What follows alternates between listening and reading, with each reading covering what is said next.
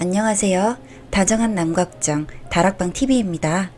오늘도 저의 다락을 찾아주셔서 감사드리고요. 사연 시작해보도록 하겠습니다. 안녕하세요. 지방에 거주하는 33살 평범한 남자입니다. 결혼 1년 만에 이혼을 결심하고 도장을 찍기 전까지 정말 힘든 시간들을 보냈습니다. 아직도 짧았던 결혼 생활에 대한 후유증이 남아 힘들어하다가 누군가에게 털어놓고 이야기라도 하면 마음이 편해질까 이렇게 글을 써봅니다. 저에게는 아내가 있었습니다. 제 아내는 조금 특이한 부분이 있었는데 그걸 대수롭지 않게 생각했던 제가 참 바보 같았다는 생각을 합니다. 아내는 페미입니다. 결혼 전에도 사실 그런 느낌이 있었습니다. 연애할 때는 크게 느끼지 못하고 단지 되게 여자니까 당연히 자기가 부리는 투정을 받아줘야 한다. 반드시 집에 갈 때는 자기를 데려다 줘야 한다.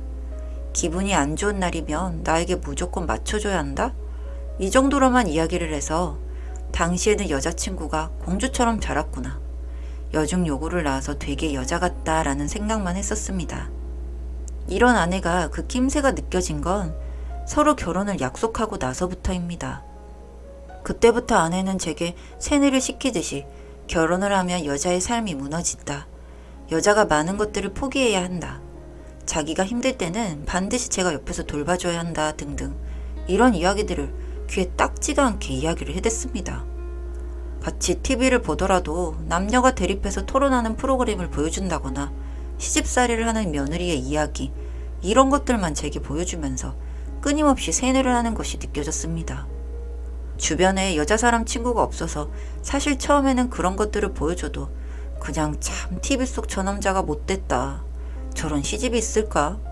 여자가 참 불쌍하다 정도로만 생각을 했지 아내가 제게 그런 모습들을 자꾸 보여주는 게 다른 의도가 있어서일지는 잘 몰랐습니다.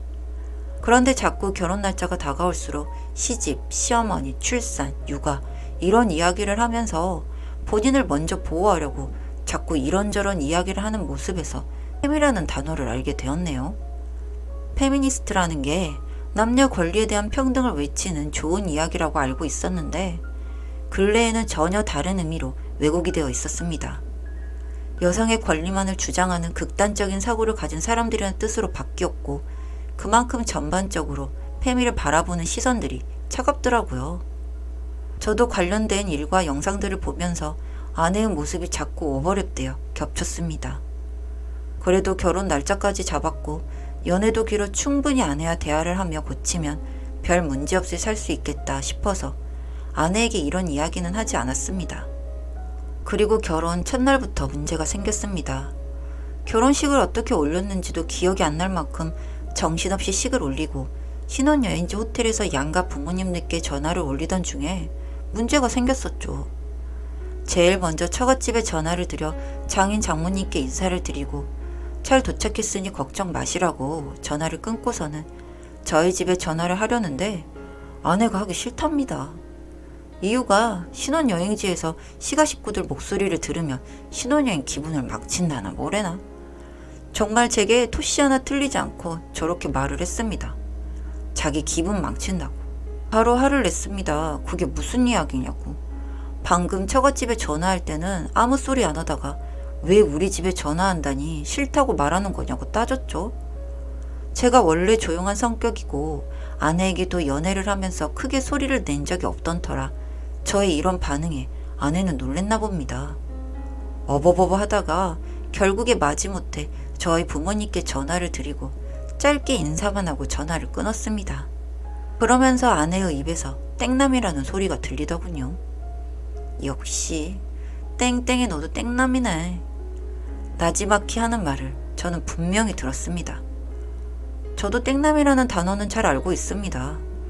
일전에 커뮤니티 글에서 한국 남자라는 비하하는 말로 쓰이고 있는 걸 봤거든요.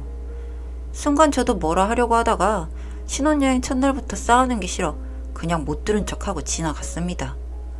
그 뒤로 아내는 제게 습관적으로 땡남 거리더군요. 회사 때문에 회사에서 조금 늦게 퇴근을 해도 설거지가 조금 쌓여도 부모님 생신이라 시댁에 간다 이야기하면 정말 습관처럼 그런 말을 내뱉더군요.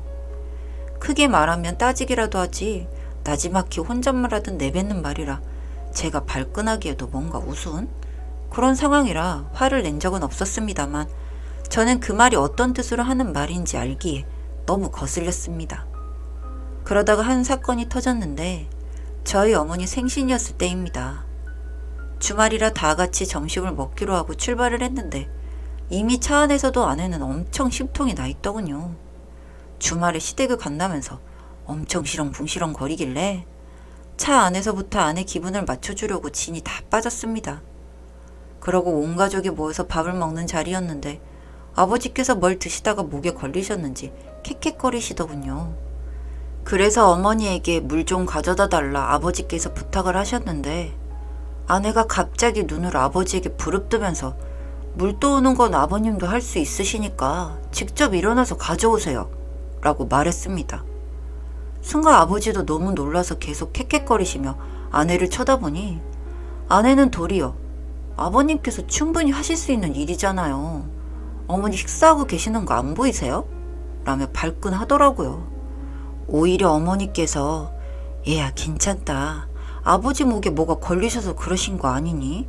내가 떠오면 된다. 라고 말씀을 하셨는데도 아내는 굽히지 않고 일어나시려는 어머니 손목을 획 잡더라고요. 어머님, 앉아 계세요. 어머님이 식사하고 계시는데 남자라고 어머님을 종부리듯 부리는 건 옳지 않다고 봐요. 아버지는 이내 일어나셔서 물을 직접 드시고 다시 자리에 앉으셨습니다.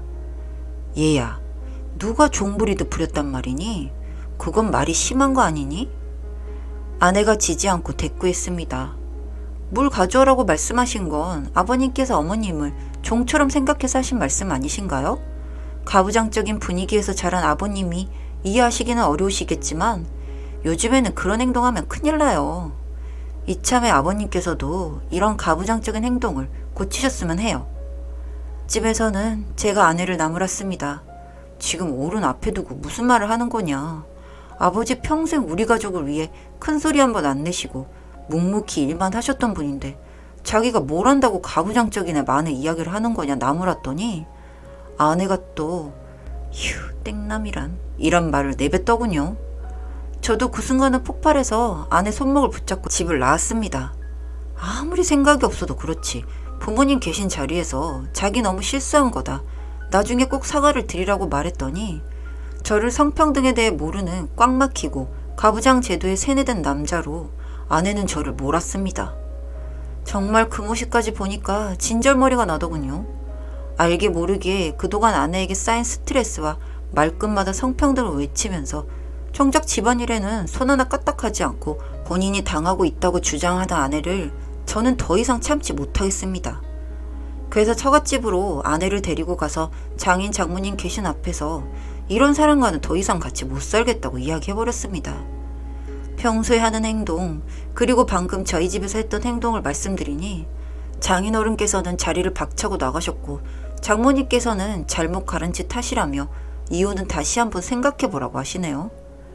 그 순간에도 자기 부모님한테 무슨 말을 하는 거냐며 따지는데 방금 저희 집에서 저희 부모님에게도 눈 부릅뜨고 종부리듯 한다. 아버님이 무지하시다 이런 말을 해놓고서는 오히려 제가 하는 말에는 화를 내더군요.